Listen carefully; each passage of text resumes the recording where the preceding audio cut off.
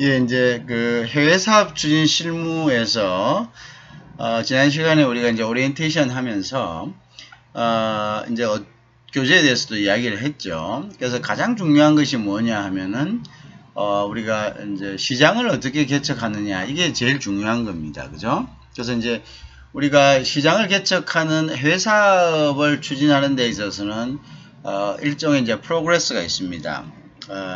그 프로그레스가 일단은 이제 수출부터 시작하는 경우가 일반적입니다. 물론 기업의 어떤 특성에 따라서는 바로 해외로 투자해야 될, 바로 해외 시장에 회사를 설립하고 그곳에서 영업을 시작해야 될 그런 특성이 있는 기업들도 있습니다. 보통 그런 기업들은 국내에 시장이 없는 경우, 이제 독특한 어떤 제품, 그죠? 어떤 자기 아이템 자체가 국내에는 시장이 없는 경우, 그죠? 이런 경우는 당연히 바로 그 시장으로 바로 진출하는 것이 맞죠. 근데 이제 대부분의 기업들은 간접 수출을 먼저 합니다. 그죠? 이제 프로그레스를 보면요.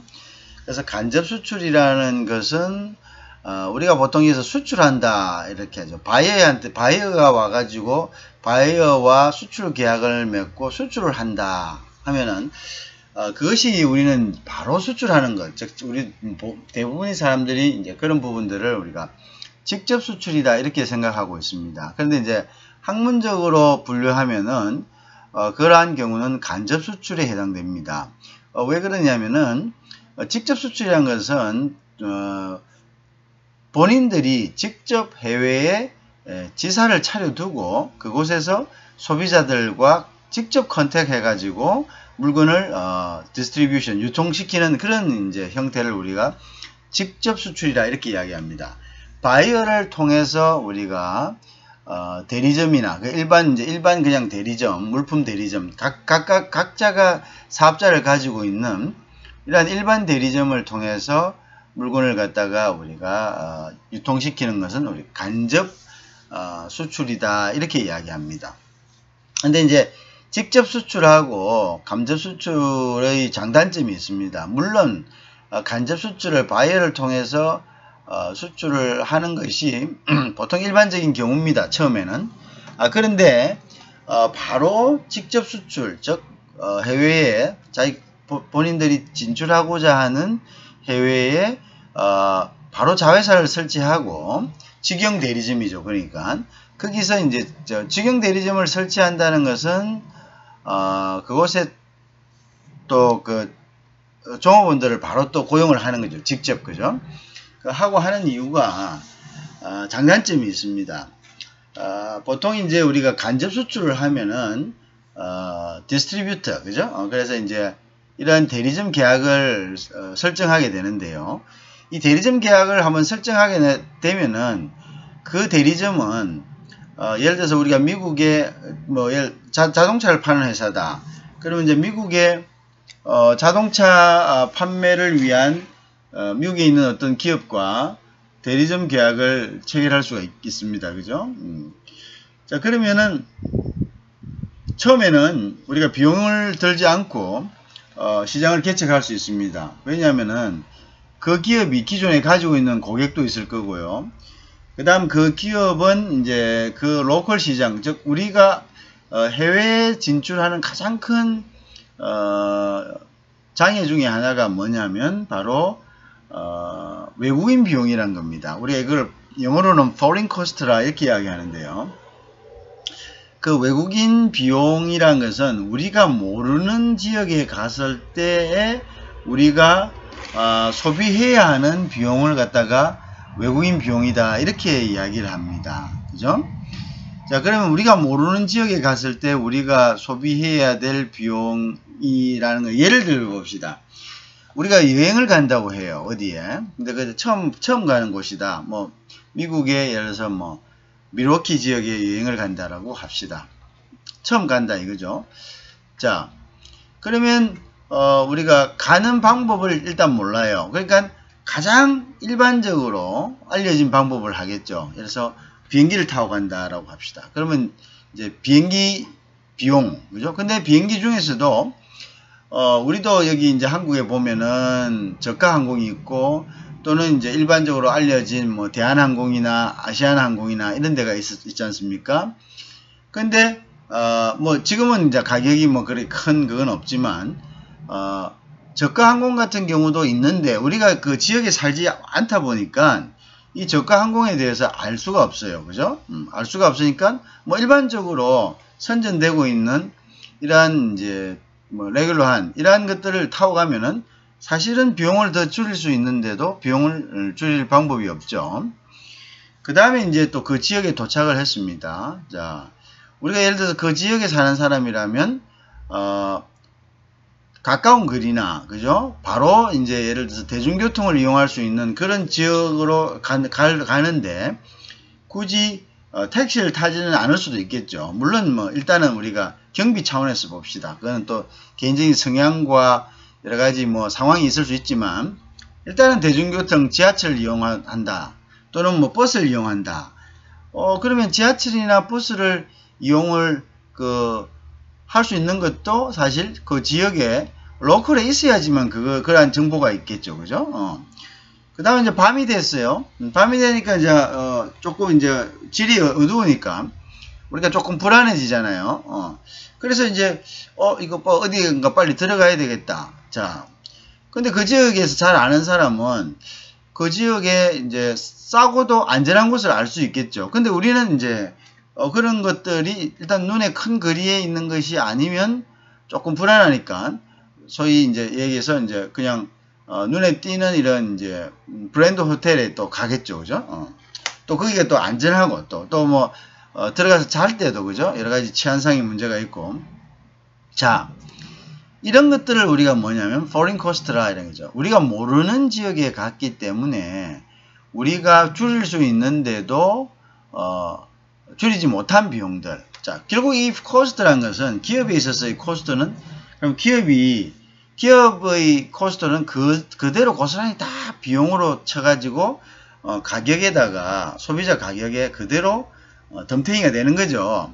그렇게 할 수 없는 거고, 그죠? 그렇게밖에 할 수 없는 거고. 그래 하지 않으면 기업이 생존할 수가 없겠죠. 근데 그런데 결국 문제는 뭡니까? 그게 이제 다른 우리보다 더 코스트를 줄일 수 있는 기업과의 경쟁에서는 그게 어떻게 결국은 이제 경쟁에 뒤처지면서 결국은 이제 사업이 힘들어진다는 이러한 이제 도미노적인 현상이 일어나죠. 그래서 이제 보통 보면은 이러한 foreign cost를 처음에 줄이기 위해서는 제일 좋은 게 뭡니까? 현지에서 뭐 잘 알고 있는 사람들, 그죠? 현지의 사정을 잘 알고 있는 그러한 이제 기업들하고 손을 잡아요, 그죠? 손을 잡아서 진출을 하는 거죠. 그러면 우리는 물건만 주면 되니까, 그죠? 그것도 뭐 FOB라든지 엑스워커로 하면은 여기서 자기들이 알아서 물건을 다 가져가요. 그죠?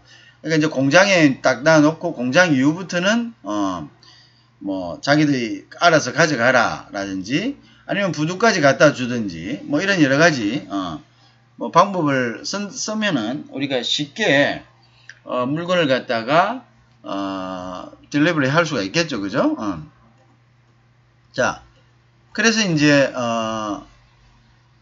그렇게 이제 해가지고 우리가 이제 처기에 비용이 들지 않아요. 그죠? 근데 이제 문제는 뭐냐?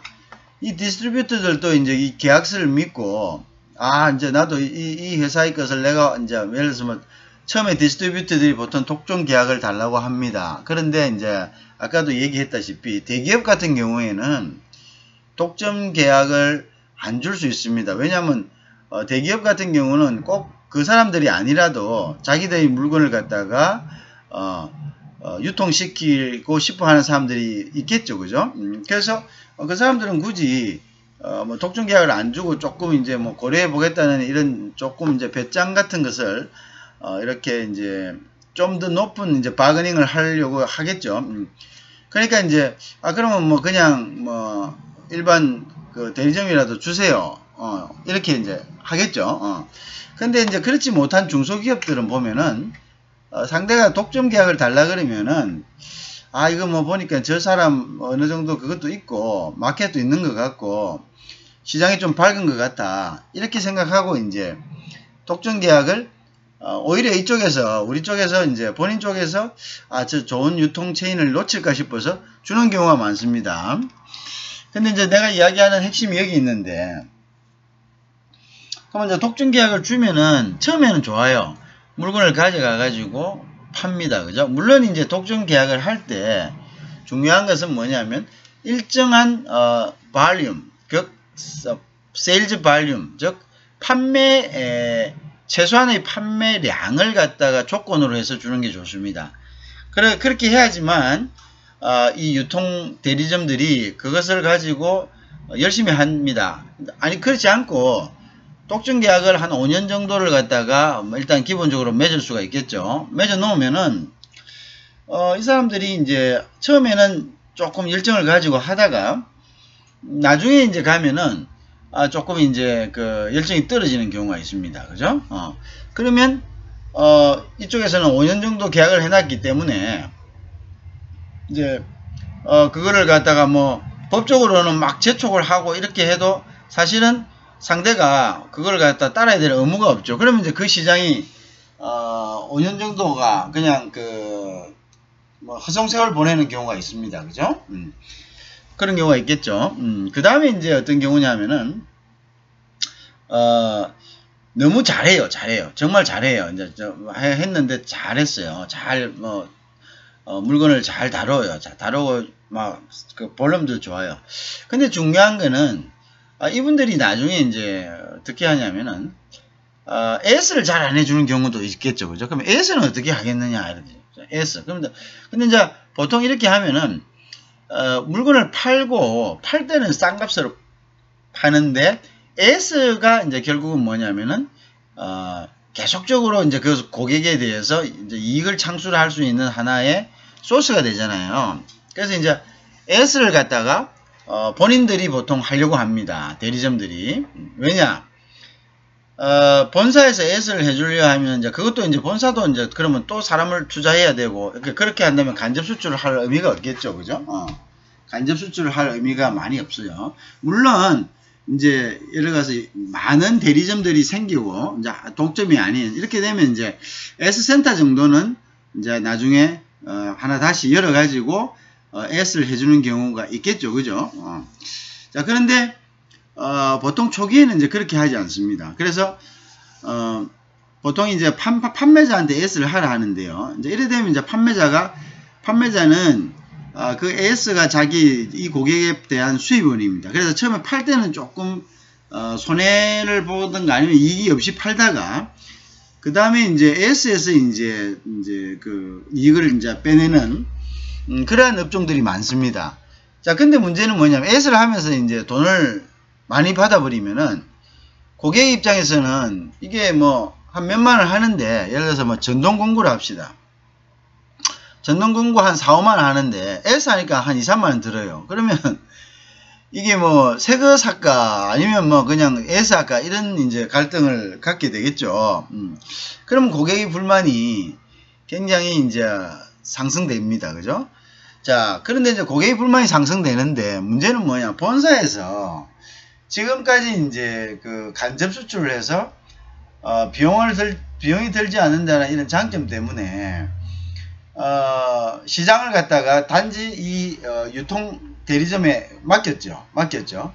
자, 그런데 컴플레인이 들어와요. 이제 고객들이 막 찾겠죠. 찾아가지고 본사가 어디냐 이런 찾아가고 본사에 메일도 오고 막 이렇게 합니다. 그러면 이제 본사에서 보고 있을 수가 없으니까 이 대리점 이거 또 왜 이런 자꾸 컴플레인이 들어오느냐, 이거를 좀 좀 이렇게 좀 잘 처리를 좀 하세요. 그리고 우리가 무슨 가서 시장 전체적으로 한번 시장의 상황을 한번 좀 진단을 좀 한번 해봐야 되겠어요. 이렇게 이야기할 수 있죠. 그죠? 그런데 문제는 뭐냐? 이게 불가능하다는 거죠. 왜? 자, 디스트리뷰터 입장에서, 즉 대리점들 입장에서요. 계약을 맺은 대리점들 주 입장에서는 웬만하면 본사에서 와서, 물론 그 기술적으로 지원이 필요한 경우는 초기 같은 경우는 오히려 더 본사에서 와서 좀 컨설팅 해달라, 또는 고객을 돌아다니면서 고객 서비스를 좀 해달라 이런 데도 있습니다. 그렇지 않고 이제 보통 뭐 이런 메인테넌스 즉 유지 보수가 계속적으로 필요한 이러한 이제 업종이 아닌 다른 업종의 경우에는 보통 이제 그 오는 것 자체를 안 좋아합니다. 왜? 자기 고객을 직접 만난다는 건 나중에 이 본사가 들어와 가지고 자기들이 직영해서 이 고객을 다 가져간다. 그래서 자기들이 대리점을 유지할 수 있는 유일한 방법은 이 고객들을 갖고 있어야 된다. 고객 정보를 철저하게 보안으로 하고 갖고 있어야지만 자기들이 헤게모니를 있고 시장을 유지할 수가 있고 시장에 대한 지배력이 있어야지만 자기들이 이제 대리점을 팽당하지 않고 유지한다. 자, 이렇게 이제 생각을 하는 거죠.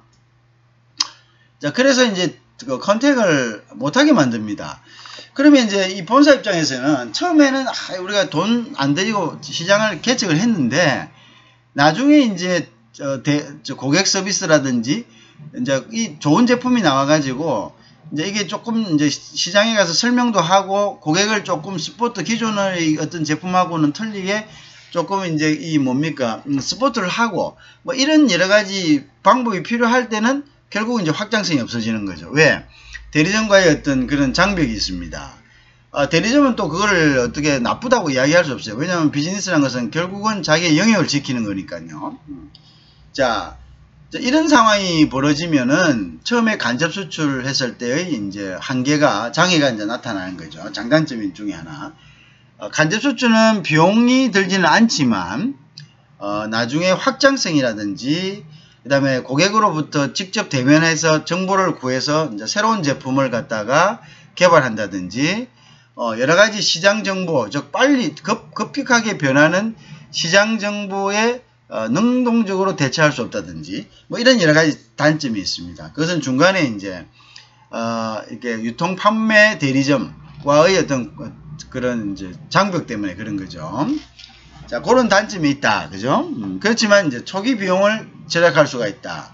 그러면 직접 수출은 어떤 거냐 하면은 직접 수출은 그거와 반대되는 거죠. 자, 처음에 알지도 못하는 곳에 가가지고 foreign cost를 지불해야 되겠죠. 그러면 뭐 그 다음에 예를 들어서 조금 사람을 이제 길러 놓으면은 그 사람이 또 뭡니까 그 이제 노하우를 가지고 또 뭐 이제 그 뭡니까 이직을 할 수도 있고 그러면 또 뭐 시장 개척이 점점 딜레이 되다가 결국은 이제 기부업 하는 경우도 많습니다. 그죠? 그래서 직접 수출은 나중에 이제 확장성을 가지고 빨리 이제 정착이 됐을 때는 여러 가지 이제 고객을 바로 관리하니까 굉장히 빠른 속도로 성장을 할 수가 있겠죠. 그죠? 마케팅도 이제 바로 할 수가 있고, 그죠? 적절한 마케팅을. 그런데 이제 아까도 얘기했다시피 단점은 결국은 많은 비용이 든다는 거죠. 그 다음에 이제 우리가 opportunity behavior 또는 opportunity betrayal이라는 게 있습니다. 아까 얘기하는 간접 수출의 경우인데요. 내가 그 부분을 이제 단점이었는데 잠시 그 부분을 얘기한다는 걸 잊었는데요. 즉 기회적 배신이라는 겁니다. 기회적 배신. 자, 아까 간접 수출을 하면 이제 대리점하고 계약을 맺어서 우리가 이제 대리점에 물건을 보내게 되죠. 근데 한번 잘 생각해 보세요. 대리점에서 물건을 사기 위해서는 본사에 가서 기술을 갖다가 배우고 여러가지 업데이트되는 기술들을 갖다가 본사 못지않게 알아야 됩니다. 특히 AS를 할 경우를 한번 생각해 보세요. AS를 해줘야 된다면은 그 사람들은 그 기술에 대해서 거의 뭐 완벽하게 알고 있어야 되겠죠. 그러면 이제 어떤 그냐면 betrayal opportunity가 생긴다는 거죠. 뭐냐면 배신의 기회가 생긴다는 거죠. 내가 보니까 이제 속속들이 기계를 뜯어봤어요. 아니면 뭐 기계든 또 어떤 것은 또 어떻겠습니까? 뭐 예를 들어서 뭐 음식 같은 거, 그죠? 음식 같은 거 보통 이제 음식 같은 거, 그죠? 이렇게 이제 제조법 같은 거, 뭐 예를 들어서 뭐 나중에 하다 보면은 현지에서 이제 뭐 생산을 하게도 되고 이렇게 됩니다, 그죠? 왜냐면 이제 원료만 주고 이제 현지에서 하는 것이 현지 생산, 그죠? 현지 생산, 주문 생산, 뭐 이런 것들의 방법을 병행할 수가 있거든요.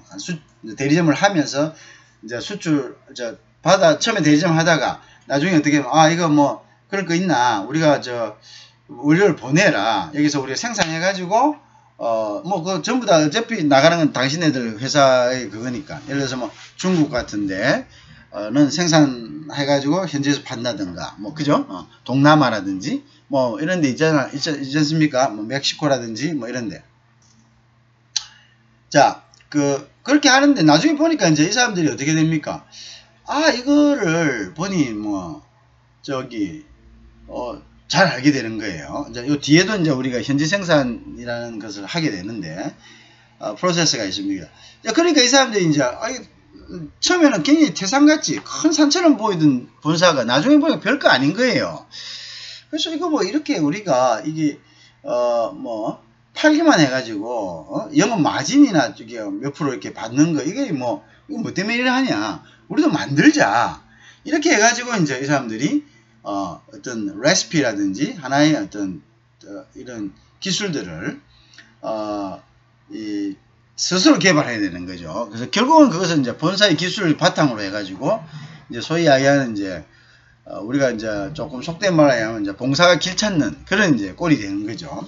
자, 그러면서 나중에는 이제 뭡니까? 본사의 제품을 팔 때 본사의 제품은 많이 안 팔고 이제 소위 하면 이제 모조품을 갖다가 처음에 모조품 형식으로 팝니다. 어떻게 자기들 그거하고 본사 거하고 뭐가 큰 차이가 있는지 없는지를 한번 이제 실험해 보는 거죠. 그러면 보면 이제 같은 이제 소위 이야기하는 이제 상표를 부착해 가지고 이제 다 그 사실은 이제 법에 위배되겠죠. 팔아봅니다. 팔아보면 이제 뭐가 들어옵니까? 하자에 대한 피드백이 들어오겠죠. 그죠? S가. 근데 이제 처음에 이제 S 들어오면서 자꾸 그걸 갖다가 보완을 합니다. 그죠? 보완을 하면서, 하다가 나중에 이제 보면니까, 이제 이게 S도 줄고, 본사 거나 지금 거나 큰 이제 문제 없다. 그러면 이제 이 사람들이 나중에는 이제 본사 물건을 잘 안 팝니다. 안 팔고, 자기들 물건을 오히려 더 끼워서 팔면 이제 어떻게 됩니까? 문제가 생기죠. 왜 이거, 이제 본사에서 이제 암행을 하겠죠. 나와서 봅니다. 근데, 물건이 이상하다. 물건은 많이 안 나가는데, 이게 뭐 그 안에서의 뭐 어떤 그 대중 인지도는 좀 증가하는 것 같아. 그죠? 그래서 가보니까 아니나 다를까? 이게 자기들 물건이 아니고, 뭔가 이게 뭔가 물건이 잘못돼서, 이미테이션이 나오는 거죠. 이제 그렇게 되면 이제 본사와 이제 대리점 간에 갈등이 생기죠. 그러면 이제 대리점들은, 뭐 별 이제 손해볼 게 없으니까, 이제 스스로 이제 뭡니까? 이제 그 대리점 포기하고 자기 브랜드로 나가는 겁니다. 자, 이걸 그냐면 기회적 배신이라는 거죠. 그죠? 그러면 결국 뭐가 다 갔습니까? 기술이 다 가버린 거죠. 그래서 간접 수출의 어떤 단점 중에 하나가 이런 것들요. 그러니까 이제 대리점들과 나중에 뭐가 된다는 겁니까? 경쟁 관계가 된다는 거죠. 또는 이 경쟁 관계가 되는 중에 하나가 또 뭐냐면, 또 경쟁 관계가 될 뿐만 아니라 적이 될 수가 있습니다. enemy. 심지어는 컴피티터에서 enemy. 어떤 enemy냐? 이제 이 두 가지 경우죠. 첫 번째 경우는 큰 문제가 되지 않습니다. 대리점이 이제 5년이 됐는데 팔아야 될 최소 물량을 갖다가 달성하지 못하면 이제 실적이 없는 거죠. 이제 그럴 경우에는 이제 대리점을 계약을 이제 해지하게 되겠죠. 그럼 이제 해지하게 되면은 이 대리점들은 또 화가 나겠죠. 화가 나가지고 이제 이 본사의 물건을 갖다가 시장에서 누구보다도 그래도 뭐 어쨌든 다루었기 때문에 뭐 다른 사람보다 더 잘 알겠죠.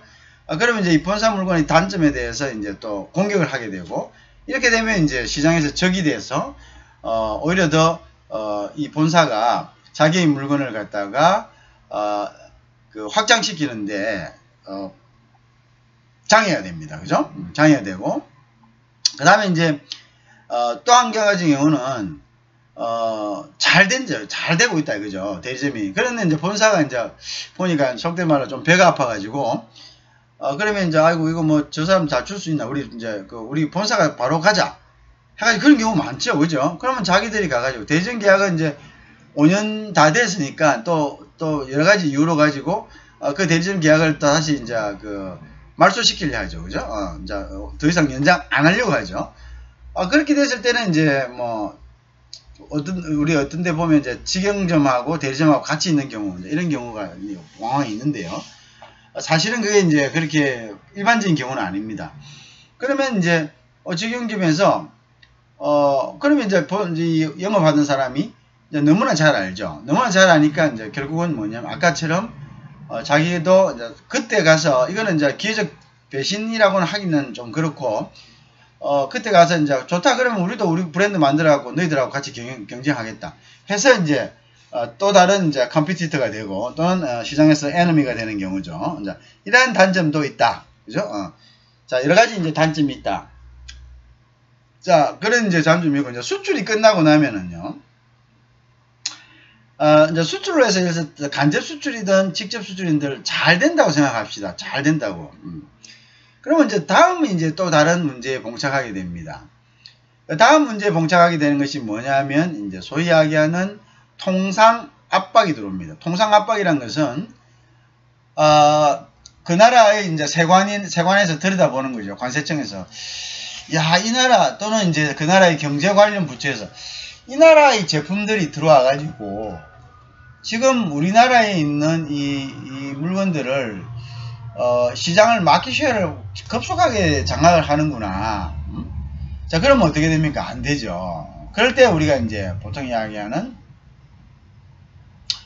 이제 그러니까 이제 세이프가드를 발동을 합니다. 세이프가드. 우리가 보호무역주의라는 말씀을 들어봤죠. 보호무역주의라는 것은 자국의 상품을 보호하기 위해서 그 국가가 수출이나 수입을 갖다가 잠정적으로 제한하는 겁니다. 금지 또는 제한하는 겁니다. 자, 보통 이제 보면은 세이프가드라는 것은 정상적인 경우인데 큰 문제가 없습니다. 그런데 급속하게 자국의 어떤 시장을 타국의 상품이 점유할 때 그것을 갖다가 방지하기 위해서 일정 기간 그 요건은 굉장히 까다롭습니다. 왜 요건을 까다롭냐면 이런 세이프가드는 결국은 세계 자유무역이라는 WTO의 원칙에 어긋나기 때문에 이 세이프가드를 발동할 수 있는 요건은 WTO에서도 아주 엄격하게 제한하고 있습니다. 자, 그래서 일정 기간 안에 몇 프로 이상의 어떤 시장 점유율을 가질 때 그것도 이제 계속할 수는 없고요. 잠정적으로 할 수 있습니다. 그죠? 자, 그때는 이제 그 시장을 일단은 셧다운 할 수가 있습니다. 그죠? 그리고 이제 수입을 갖다가 쿼터나 일정한 이제 그 양으로 제한하거나 아니면 수입 자체를 금지할 수가 있습니다. 자, 그럼 수출하는 사람 입장에서는요. 그 조금 참았다가 하지. 그렇지 않죠. 왜냐하면 우리가 시장에서 예를 들어서 어떤 음식 가게를 여러분들 중에 음식 가게를 해보신 분들이 있을 거예요. 음식을 팔다가 내가 무슨 일이 있어갖고 음식 가게는 365일 해야 된다잖아요. 아무리 잘 되는 가게도. 여기서 며칠 비웠다 합시다. 손님들이 당장에 뭡니까? 매일 와야 될 손님들이 있죠. 그러면 그 사람들 못 올 수 있어요. 그럼 그 사람들은 이미 다른 가게를 찾아가잖아요. 그럼 그 다른 가게도 그 손님들을 잡으려고 많은 노력을 할 겁니다. 여러 가지, 그죠? 그럼 그 손님은 또 새로운 가게에서 새로운 서비스를 받으니까 또 자기 어떤 주된 어떤 그 공급자를 바꾸죠. 그죠? 비즈니스 모든 게 다 그렇습니다. 그 얼마나 그럼 한 달간에는 완전히 뭐 마켓을 삽시간에 잃을 수가 있는 거죠. 왜 고객이 계속적으로 나에게 로열티하는 그런 그 아이템들도 있긴 있지만 그렇지 못한 경우도 많죠. 그죠? 계속적으로 고객 기다려주느냐, 충성심을 가지고 기다려주느냐, 그런 경우도 있지만 그렇지 못한 경우도 많다는 거죠. 그러면 이제 이렇게 됐을 때는 굉장히 문제가 많죠. 그죠? 문제가 많다. 자, 어쨌든 그 다음에 이제 그거는 이제 우리가 세이프가드라든지 상계관세라든지, 상계관세는 이제 그 나라가 수입국이 이 제품이 들어오는데 이 제품은 우리나라에서도 있는데 우리나라에 100원 하는데 당신 나라에서는 80원 한다. 근데 왜 20원 싸지? 알고 보니까 원래는 다 100원에 팔아야 되는 정도의 원가인데 당신 나라에서는 20원을 보조금을 준다 이게 정부에서. 그러면 뭐냐? 보조금 받고 수출하니까 낮은 가격에 수출해도 그 손해액을 갖다가 당신 나라의 정부에서 보존을 해주니까 이거는 불공정한 것이다. 그래서 그 20원만큼 우리가 세금을 다시 물리겠다. 그죠? 그런 식으로 하는 거죠. 그렇게 하면은 뭡니까? 또 수출이 힘들어지죠. 그 다음에 이제 뭐냐면 이제 소위 반덤핑 관세가 또 있습니다. 반덤핑 관세는 당신 나라에서는 이거 100원에 팔았는데 우리나라에서는 왜 150원에 빼야죠? 50원에 파냐 이거죠. 그러면 그거 이상하네. 지금 당신 손해보고 파네. 손해보고 파는 이유는 뭐냐? 손해보고 파는 이유는 우리 시장 고객들한테 일단 맛을 배워가지고 맛배기를 해가지고 프로모션해서 나중에 여기에다 가격을 갖다가 더 올려가지고 이득을 보려고 하는 거 아니냐. 어쨌든 우리 시장을 잠식하려고 하는 거 아니냐. 그래서 이것도 수입 금지한다. 하여튼 이 모든 것들이 다 어떻게 보면 이 보호무역입니다. 보호무역. 보호무역이라는 것은 자국의 상품을 보호하려고 하는 하나의 수단들이죠. 그죠? 보호무역이다. 어쨌든 이러한 보호무역주의가 있기 때문에 우리는 이 장벽이 부딪힐 때마다 수출했다가 못했다가 이러면 마켓을 다 잃게 됩니다. 자, 그러면 이 보호무역주의가 발생하는 근본적인 이유는 뭡니까? 우리가 커스텀 라인, 즉 국경을 통과하기 때문에 그래요. 우리 물건이 우리나라에서 보내서 그 나라로 가기 때문에.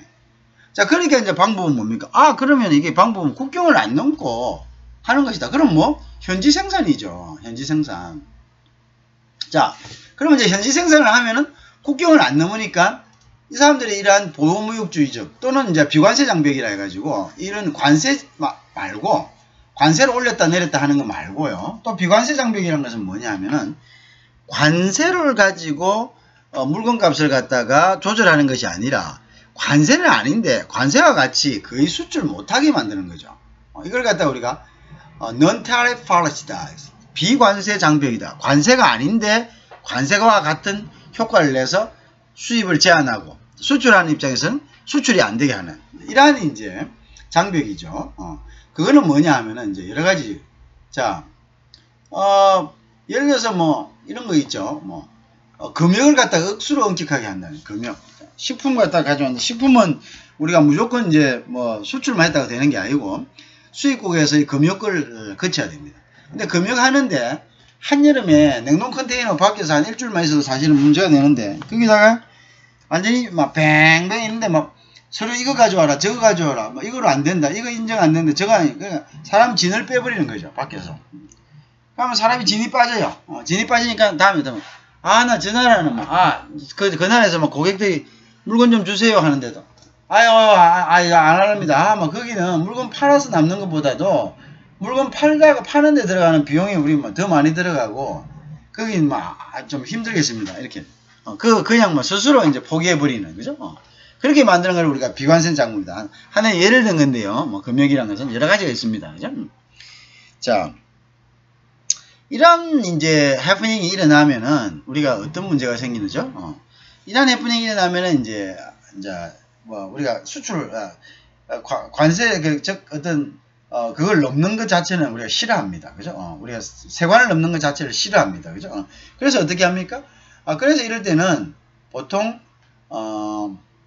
이 세관을 넘는 게 아니고 현지에 가가지고 수출해서 만들어 버립니다. 그래서 이제 처음에 이제 파는 게 이제 위탁 생산입니다. 위탁 생산. 위탁 생산이라는 것은 공장, 이제 노는 공장에 보고 노는 공장에 가가지고 자 요거만 요 물량만큼만 생산해 주세요 하는 거죠. 무조건 도면하고 기술은 이제 안 주고 현지에 이제 그 상주합니다. 그 본사 직원이 상주해가지고 이제 하는 거죠. 이제 생산을 하는 거죠. 이제 상주하는 경우도 있고 못하는 경우도 있고. 자, 그래 이렇게 생산을 하다 보니까 이거는 그냥 막 그냥 찍어내는 것밖에 없어요. 찍어내. 이게 불량률이 엄청나게 많겠죠. 이 사람들은 몰라요. 당신 요것만 해달라, 요 포장만 해달라 했지 않느냐. 당신 기술은 없는데 그냥 단순하게 그냥 생산만 하는 거지. 생산만. 그러다 보니까 품질 관리가 안 되는 거예요. 품질 관리가. 그죠? 품질 관리가 안 돼. 불량률이 엄청나게 높아지고 물론 이제 직원을 파급한다 하더라도 이제 현지에서 이제 그 어떤 정도의 어떤 시스템이 있는 정도로 이렇게 하려면은 그건 또 뭡니까? 그렇게 한다면 뭐 본사에서 다시 뭐 회사를 하나 현지 공장을 차리는 거하고 똑같으니까 그건 비용이 너무 많이 드는 거예요. 자, 그래서 막 일단 하는데 이게 또 이제 품질 관리가 안 되는 경우가 많습니다. 그 다음에 이제 뭐냐? 현재 이제 공장에서 뭐 크게 이제 그 사람들은 찍어내고 그 하나당 곱하기 이제 그 자기의 이제 노임을 받는 그런 형태니까 어떨 때 이제 뭐냐면 생산량을 못 채우는 경우도 있어요. 그 내부의 어떤 사정 때문에 그 내부의 어떤 경영적인 사정이라든지 아니면 그 내부의 어떤 노동 같은 거는 여기에서 위탁한 사람들이 관여할 수 있는 부분이 아니거든요. 그래서 스트라이크가 일어난다든지 아니면 노동자의 비숙련도를 갖다가 뭔가 좀 이렇게 교육을 해야 되는데 뭐 교육도 하지 않는다든지 뭐 이런 여러 가지 이제 문제들이 발생하겠죠. 그러면 이제 생산량을 갖다가 채우지 못하는 경우, 그 다음에 생산의 질이 떨어지는 경우, 이런 여러 가지 문제들이 발생하게 됩니다. 그죠? 그래서 이제 그 다음에 이제 우리가 생각하는 것이 뭐냐? 이거는 이제 해외 사업이 추진되면서 어떤 방향으로 발전되느냐는 일반적인 이제 케이스를 지금 이야기를 하고 있습니다. 처음에 이제 간접 수출에서 직접 수출, 물론 간접 수출과 직접 수출은 이제 그런 선택적으로 될 수가 있습니다. 자기들한테 유리한 대로. 그 다음에 이제 어떤 보호무역주의 이런 이제 비과세 장벽 때문에 결국은 이제 뭐냐면 그 현지로 들어가게 되죠. 근데 현지에도 처음에 바로 투자나 이런 기술을 바로 주는 것이 아니라 그 다음에 기업에 있어서 가장 위험한 것이 기술을 주는 거죠. 그죠? 기술을 주는 겁니다. 자, 그 다음에 이제 어떠한 것이냐면 이제 바로 현지 공장을 하는 것이 아니라 현지에 비슷한 업종을 한 공장이나 아니면 노는 공장들에게 위탁 생산, 그죠? 위탁 생산을 하는 거죠. 위탁 생산이나 관리 생산을 하는 겁니다. 자, 근데 위탁 생산이나 관리를 생산하는 것도 한계가 있는 거죠. 아까 이야기했다시피 생산성의 문제, 그 다음에 또한 이제 불량률 문제, 뭐 이런 것들이 있는 거죠. 자, 그래서 이제 결국은 이제 이 부분들을 이제 또 제고를 해야 되죠. 자, 그러면 어떡하냐? 이거 아무것도 모르는 사람한테 이걸 맡겼더니 뭐 불량률도 많이 나오고 생산성도 많이 나온다. 그리고 뭐 직원을 파견한다 한들 직원들이 할 수 있는 게 정상적으로 그 회사가 돌아가야지만이 이 직원들이 뭐 기술적으로 이렇게 좀 어떻게 해야 되는데 일단은 그 회사의 어떤 경영이라든지 노조 이런 데는 관여할 수가 없기 때문에 이제 그러한 문제 때문에 뭐 적기에 생산량이 안 된다든지 아니면은 또 기존에 가지고 있는 시설의 어떤 낙후화나 노후화 때문에 생산성이 안 난다. 이런 거는 뭐 직원이 파견돼 있어도 어떻게 할 수 있는 방법이 없다. 그런 방법이 뭐냐? 그러면은 우리하고 기술이 비슷한 또는 우리하고 동종업체에 있는 사람들한테 우리가 라이센싱이나 프랜차이징을 주자 이거죠. 자, 라이센싱은 기술 같은 산업 머시너리 같은 인더스트리에 주는 거고, 그 다음에 이제 프랜차이징은 보통 이제 서비스에 주는 거죠. 서비스. 우리가 뭐 식품이라든지 의료라든지 금융이라든지 법률이라든지 뭐 이런 것들이죠. 그러면 이제 이런 사람들한테는 이런 사람들은 너무나 이제 우리 일들을 잘 알고 있기 때문에 뭐 불량률이라든지 이런 건 없어요.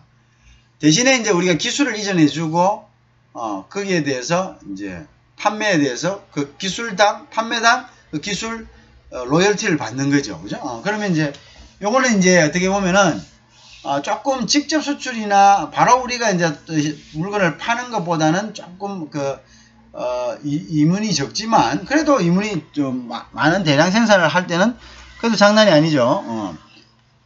적지만 어쨌든 간에 이제 뭐가 있냐면은 그게 있다는 거죠. 이문이 적지만 어쨌든 저게 있다. 뭐 잘 그걸 우리가 덜 신경 쓰고 할 수 있다. 그리고 여러 가지 문제점, 위탁 생산에서 가져오는 이러한 문제점들을 해결할 수 있다. 그죠? 그래서 이제 이런 경우는 이제 로열티나 프랜차이징을 주고 합니다. 근데 이제 로열티나 프랜차이징을 주고 하면은 아까 이야기한 간접 수출처럼 이제 그러한 이제 뭐가 더 발생합니까? 기회적 배신의 기회가 더 크게 발생하겠죠. 그죠? 더 크게 발생합니다. 어떤 거냐? 뭐냐면 기술이 그대로 갔잖아요. 기술이. 이거는 아까 간접 수출 같은 경우는 기술을 이제 대리점에서 스스로 깨닫는데 그 100% 기술을 갖다가 이전한다고 할 수가 없죠. 근데 로열티는 이제 기술의 대부분을 갖다가 이전시켜 줘야 되니까 마음만 먹으면은 뭡니까? 똑같은 복제품을 쉽게 그죠? 뭐 예를 들어서 뭐 스타벅스 그러면 스타박스 뭐 이런 식으로 이름을 조금 바꿔 가지고 대신에 이제 뭐 거의 뭐 안에 있는 아이템이고 뭐 그 보면 맛이나 뭐 이런 여러 가지 서비스가 거의 비슷하게 맥도날드, 막도날드 뭐 이렇게 해가지고 또 비슷하게 그죠? 뭐 물론 이름도 뭐 조금 비슷하게 하겠죠. 이름도 조금 비슷하게 하겠죠. 뭐 그런 식으로 해야지 또 연상이 되고 또 이름이 전혀 다르게 저작권 때문에 할 수도 상표권 때문에 할 수도 있겠지만 뭐 그렇지만 뭐 여러 가지 이제 또 그것을 서로 이제 뭐 그 연상시키는 이러한 이제 뭐 그런 것들을 하겠죠. 마케팅을 하겠죠. 자, 그래 되면 결국 뭡니까? 기회적 배신을 하게 되니까 결국 이제 적으로 바뀌는 거죠. 이런 어려움들이 또 있습니다. 프랜차이징도 마찬가지고 기술력. 그 다음에 이제 뭐냐면 기술을 그대로 줬는데 프랜차이징이나 마케팅을 이제 마케팅으로 발전해 가지고 줬는데 어떤 문제가 또 발생합니까? 이게 있죠. 이게 기술을 줬는데 기술대로 안 해요. 이 사람들이 또 애매기네 그죠? 자, 그래서 이제 또 문제가 발생할 경우가 있겠죠. 기술대로 하면 아무 문제가 없는데 자기들이 또 현지화, 로컬라이제이션 한다고 또 뭐냐면 또 이걸 또 무슨 조금 이렇게 변형을 시켜갖고 이렇게 하다가 이 상품에 대한 이미지를 갖다가 버려버린다. 자, 우리가 로열티하고 프랜차이징을 할 때 가장 중요한 것이 뭐냐면, 이미지입니다. 이미지. 그 상품의 이미지를 지켜야 되는 그러한 의무가 있습니다. 특히 이 서비스죠. 서비스. 예를 들어서 맥도날드 간다, 스타벅스 간다, 뭐 외국에 있는 외국 브랜드에 간다. 그죠? 그러면은 제일 중요한 거는 뭐냐면 일단 그 서비스가 가지고 있는 이미지, 그 맛과 서비스입니다. 일단 맛이 변형이 되면 안 되는데 근데 이제 그 맛에서는 어느 정도 로컬라이제이션을 인정하고 있습니다. 왜냐하면 우리가 통일화하는 것, 즉 글로벌라이제이션 하는 그런 제품들이 있고요. 예를 들어서 빅맥이다. 빅맥이면은 빅맥 US 빅맥하고 코리아 빅맥하고 거의 같아야 되는 거죠. 물론 같을 수는 없습니다. 왜? 일단은 뭐냐면은 그 재료가 우리가 이제 현지에서 원자재를 갖다 구입하는 경우가 많죠. 그죠? 그러면 일단 뭐 여러 가지 그 비율은 같지만 맛은 틀릴 수밖에 없죠. 근데 이제 그 비율은 그래도 최대한 같아야 된다는 거죠. 그죠? 자, 그런데 이제 때에 따라서는 맥도날드 같은 경우는 뭐냐면 그래서 김치 버거 이런 거 만들 수 있다 이거죠. 그거는 이제 현지에 맞게. 자, 그렇지만 그런 건 이제 로컬라이제이션이 아닙니다. 어느 정도 조금은 있지만 기본적인 원형은 유지를 해야 된다. 근데 이제 더 중요한 건 서비스죠. 서비스는 우리가 이제 예를 들어서 여러분들 미국에 있던 사람이 한국에 와서 맥도날드 먹었어요. 맛이 틀려. 맛이 당연히 틀리죠.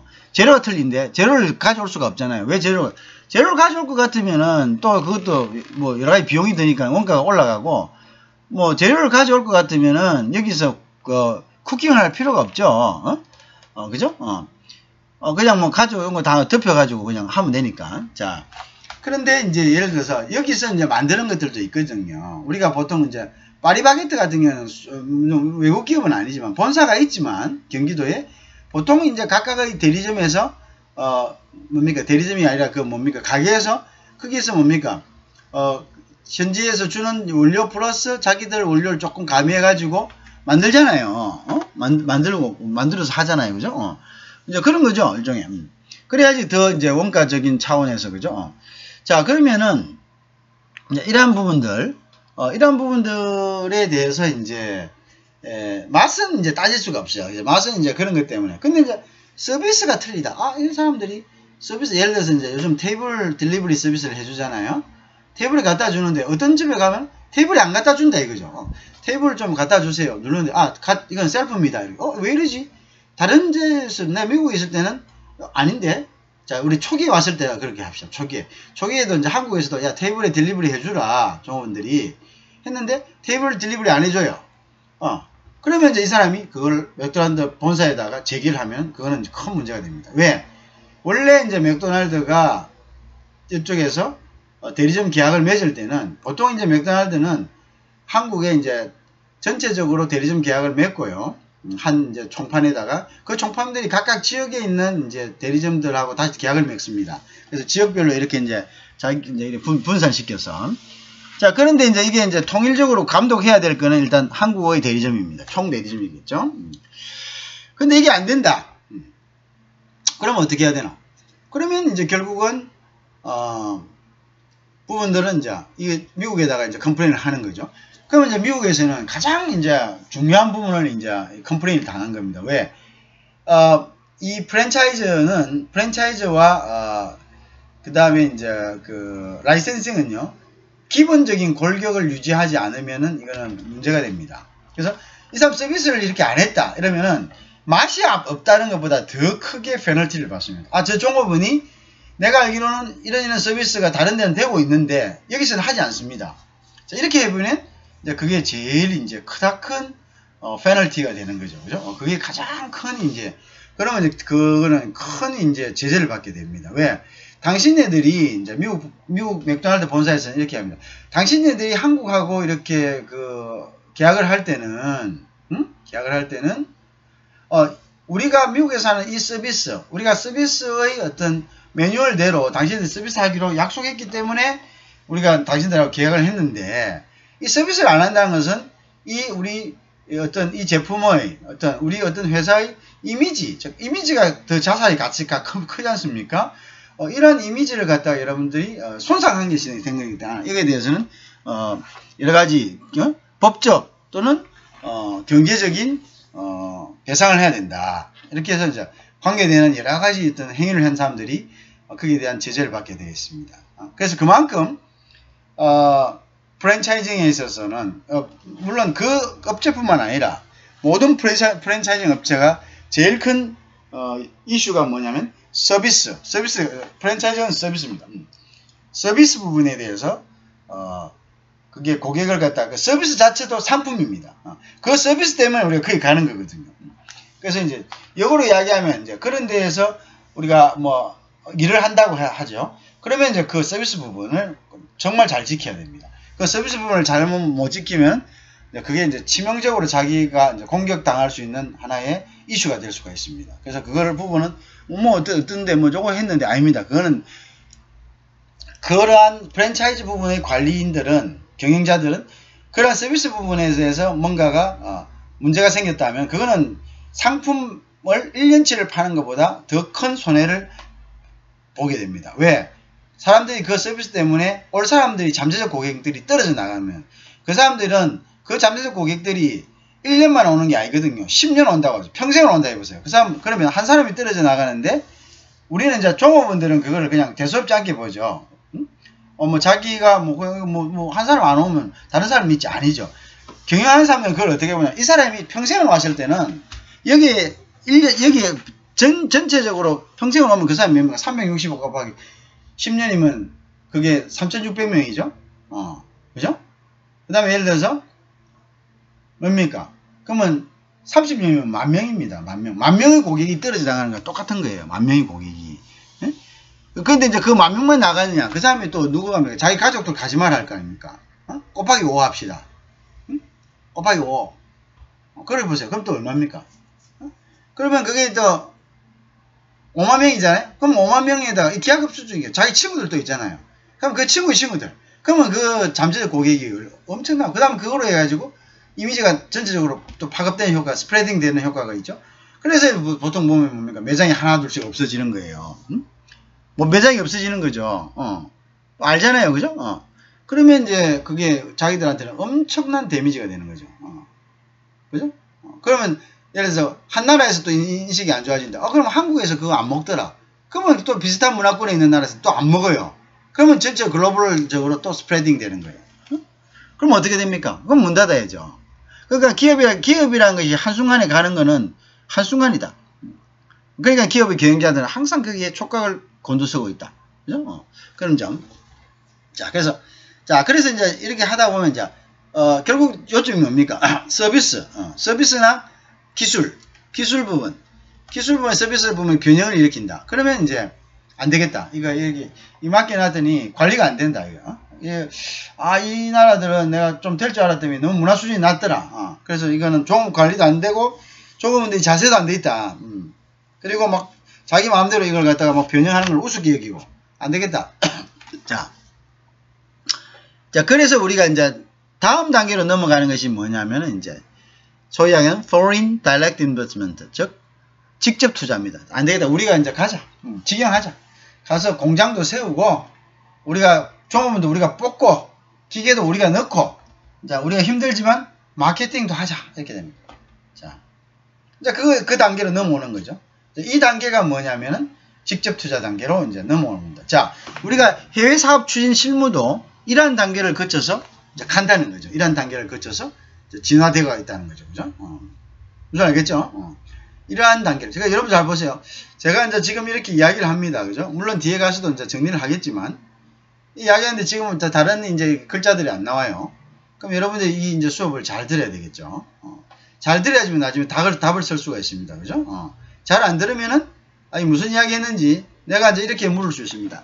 자, 해외 진출, 그죠? 해외 사업을 추진하는 데 있어서의, 단계적인 과정을 갖다가 기술하고 장단점을 기술하세요. 이렇게 이제 이야기를 한다면, 오늘 내가 이제 거의 지금 한 1시간 가량을 이렇게 그냥 여러분들에게 음성으로 얘기하는, 물론 뒤에 가서 정리를 하지만 또 그 정리한 거는 또 간단하게 넘어갑니다. 지금 얘기를 했기 때문에. 그죠? 왜냐면 그냥 단지 여러분들에게 리마인드 시키는 게, 그때 내가 그 이야기 했죠? 왜 이렇게 하느냐? 여러분, 이런 부분들은 여러분들이 귀담아 들어야 되기 때문에 내가 이런 부분들은 쓰지 않고 오히려 여러분들을 듣게 유도하기 위해서 그냥 그림만 두고 이렇게 얘기를 하는 겁니다. 그러니까 여러분들이 이런 부분들을 세심하게 들으셔야 됩니다. 자, 그래서 이제, Foreign Direct Investment를 합니다, 이제. 자, 근데 요것도 두 가지 방법이 있어요. 장단점이 있기 때문에. 아까 간접 수출하고 직접 수출하고 비슷합니다. 요것도 이제 직접 100%를 다 투자하는 방법이 있어요. 100%를 투자를 다 하는 방법. 이걸 갖다가 이제 소위 얘기하는 100% 자기가 가서 땅 사고 건물 짓고 사람 뽑고 그죠? 그 다음에 이제 뭐냐면 고객이 하나도 없어요. 마케팅 해요. 자기가 마케팅하고 영업하고 그 다음에 그 다음에 S까지 다 해요. 자, 요런 것들 우리가 뭐냐면 직접 투자 중에서도 그린필드다 이래요. 그린필드. 자, 그린필드라는 것이 무슨 말입니까? 아무것도 없어요. 문을 열어보니까 들판밖에 없네. 황량한 들판, 풀이 나 있는 들판. 그 들판에 가가지고 포크레인으로 땅 다지고, 그 다음에 콘크리트로 탓을 해서 속된 말로 공구리 치고, 그 다음에 프레임 올려가지고, 그죠? 공장 짓고, 그다음에 공장에 라인 넣고, 그죠? 생산시설 넣고, 그 다음에 사무실 만들어가지고 사원 뽑고, 그 다음에 아무것도 없는 데서 처음부터 한다 해서 우리가 갖다 그린필드다. 자, 그린필드는 제일 큰 것이 뭡니까? 단점이 뭡니까? 고객이 마켓이 없다는 거죠. 처음부터 마켓이 없다. 마켓이 기존의 고객도 우리가 다 확보해야 된다. 자, 나가가지고 이제 보자. 시장이 어떤가도 보고 고객도 확보하고 하여튼 신규다 신규. 처음부터 한다. 자, 신규입니다. 그죠? 신규. 자, 신규인데 여기 장단점은 뭘까요? 신규인데. 자, 그 다음에 이제 요까지만 해놓고요. 왜 장단점을 하려면 또 다른 것들을 알아야지. 장단점을 이야기할 수 있으니까. 그 다음 또 한 방법이 뭐냐면, 우리가 소위 이야기하는 해외로 진출하는 것인데, 우리가 M&A입니다. Merger and Acquisition입니다. 인수합병. 인수합병은 그 의미가 조금 차이는 있습니다. 그렇지만 이제, 인수라는 것은 이제 예를 들어서 자기가 이제 회사의 어떤 동질성을 잃어버리지 않냐. 그러니까 자기가 이제 회사의 어떤 완전 새로운 C라는 회사를 만드는 거냐. 아니면 이제 자기가 이제 회사를 인수해가지고 그 회사의 이름으로 이제 하느냐. 그 차이가 있는데요. 어쨌든, 이거는 기존에 있는 것을 갖다가, 있는 것을 인수한다. 있는 것을 갖다가 투자한다. 이런 뜻입니다. 그럼 기존에 있는 것에 투자하는 이유가 뭡니까? 요럴 때는 이제 두 가지 장점이 있습니다. 자, 자기가 모르는 분야에 진출하더라도 기존의 회사가 뭘 가지고 있기 때문에 시장을 가지고 있는 거죠. 기존 회사는 전문가입니다. 전문가고 시장도 있습니다. 고객도 있기 때문에 새로운 영역에 쉽게 진출할 수 있다는 거죠. 새로운 영역이 쉽게. 그리고 왜? 이 회사는 기존의 마켓도 있고, 그 다음에 그 노하우도 있고, 그 다음 뭡니까? 시장도, 여러 가지 이제 그게 있는 거죠. 그 다음에 기존의 어떤 시스템도 있는 거죠. 그러니까 이런 회사는 그냥 내가 쉽게 올라가가지고 그 회사의 어떤 경영권을 장악해버리면, 그 회사의 이제, 이 시장에 이제 마켓에 쉽게 진출할 수 있는 거죠. 그래서 MMA 경우가 이제 많은데 지금은 MMA와 그린필드가 거의 비슷하게 이제 그 투자되고 있는 그런 경향이 있습니다. 자, 그럼 이제 장단점을 봅시다. 그죠? 자, 그럼 이런 쉬운 이제 방법. 그 이제 MMA 같은 경우가 뭐냐면 우리가 중국이 지금 자동차인데 옛날에 중국이 상하이 자동차라는 데가 있었죠? 상하이 자동차가, 지금도 있지만, 한국에 쌍용을 갖다가, 쌍용에 직접 투자한 겁니다. 머지앤 애퀴지션 한 거죠. 머지앤 애퀴지션은 뭐 간단합니다. 요즘은 외환 자유화이기 때문에 주식 시장에서 시장이 개방 다 돼 있습니다. 어느 나라든 그거 사버리면 되는 거죠. 주식을 매집해버리면 됩니다. 그죠? 물론 그 주식 중에서는 51% 이상 즉을 소유하지 못하는 그런 주식들이 있죠. 그 국가의 어떤 안보와 관련되는 이런 회사들, 항공기 선박이라든지 뭐 국방이라든지 이런 데는 안 되죠. 그죠? 그렇지만은 왜냐면 이제 항공기 선박은 그 영토의 연장으로 보거든요. 여기는. 그래서 안 되지만은 다른 그런 것들은 이제 가능하다는 거죠. 그죠? 가능하다. 그죠? 그러면은 이제 어떻게 하냐? 그러면은 결국은 이제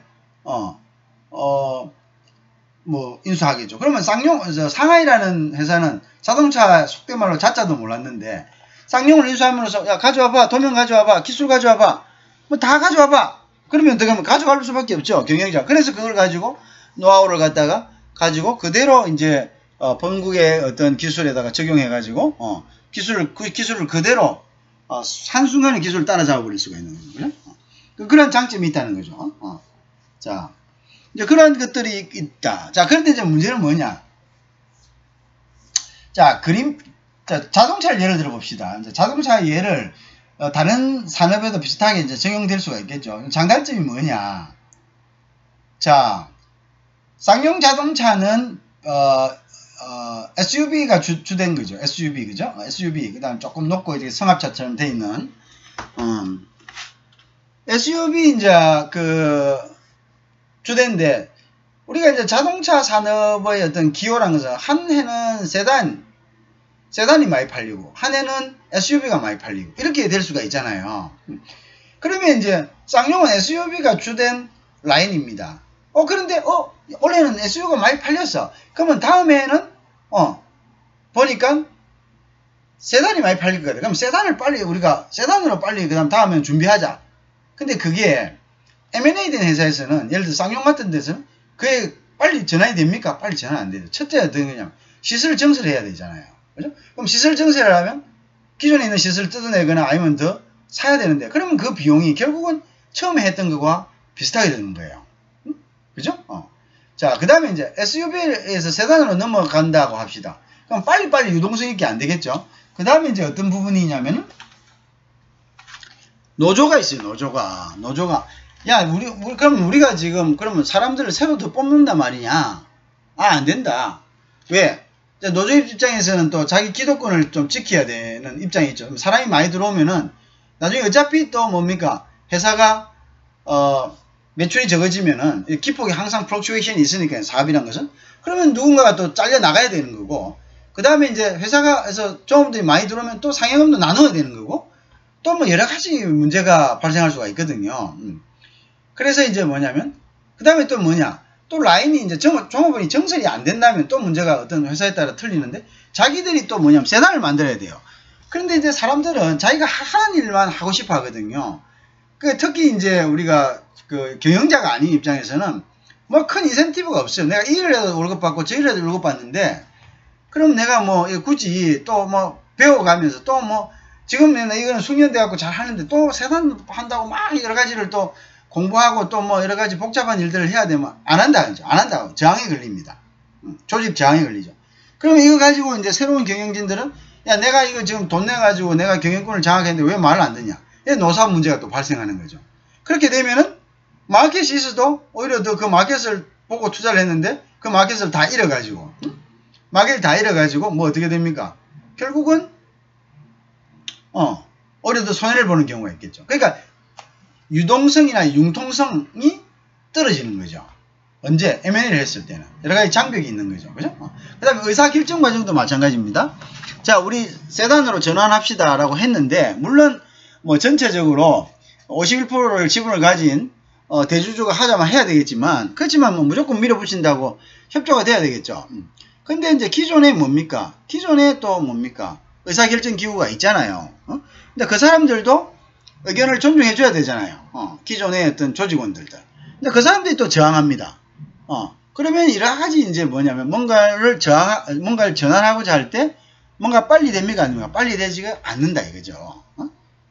그렇지만 여기에 비해서 자, 시장이 있고 기존의 기술을 빨리 단기간에 갖다가 기술을 습득할 수 있고 투자한 쪽에서는 좀 더 안정적으로 새로운 시장에서 엔트런트가 할 수 있는데 엔트링 할 수가 있는 반면에 역으로 이야기하면은 어떤 융통성이 결여되어 있죠. 융통성이. 그리고 시장에 빨리 대처할 수가 없는 거죠. 그죠?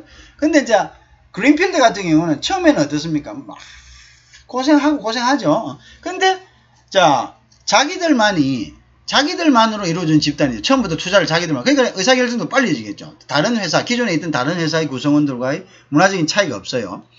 그 다음에 이제 어떤 것이 있냐면, 그 다음에 이제 어떤 라인을 정설하거나 할 때도 기존에 처음 시작할 때 충분한 이제 그러한 이제 미래지향적인 그러한 설비 투자가 가능하겠죠. 그래서 이제 뭔가 어떤 융통성 면에서도 빨리빨리 될 수가 있겠죠. 그러한 이제 장점이 있다는 거죠. 그죠? 그런 장점이 있는데 이제 시장이 없다는 거하고 처음부터 이제 불확실성을 두고 시장을 개척해야 된다는 거. 그죠? 그런 부분들의 어떤 장단점이 있다는 거죠. 자, 어쨌든 간에 이제 이렇게 해서 이런 방향으로 이제 시장은 진화되고 시장 진출은 진화되는 것입니다. 자, 그러나 이것은 일반적으로 이러한 디벨롭이 있다는 거죠. 이러한 임프루먼트가 있다는 거지. 이게 이제 스테레오타입드 된, 획일화된 모든 어떤 하나의 교과서적인 그런 것은 아니다. 아까도 얘기했지만 기업에 따라서 처음부터 바로 고객이 없고 고객이 외국에 있는 경우에는 바로 해외 시장으로 바로 진출해야 될 기업도 있습니다. 그리고 이제 지금 있는 일정 기업 중에서도 이제 뭐 수출은 되었고 바로 이제 라이센싱 또는 라이센싱 있는 기업들은 바로 뭡니까 외국인 투자로 이제 들어갈 수도 있겠죠. 그죠? 그것은 이제 뭐 또 신성 기업은 보통 보면 이제 이러한 이제 과정들을 겪고 있고 수출을 또 안 한 기업들은 이제 이런 식으로 해서 이제 수출을 시작하게 해서 해외로 이제 나가는 것이죠. 하여튼 이번 시간에는 우리가 이제 어떻게 이런 기업들이 디벨롭이 되는가에 대해서 이제 전체적으로 그림을 한번 그려봤습니다. 자, 요 그림 하에서 이제 또 기업이 이제 나가기 위해서 그것이 수출이든 무엇이든 간에 해외 시장을 이제 어떻게 개척하느냐, 손님을 어떻게 찾느냐, 이런 부분들에 대해서 이제 이어나갈까 이제 생각이 됩니다.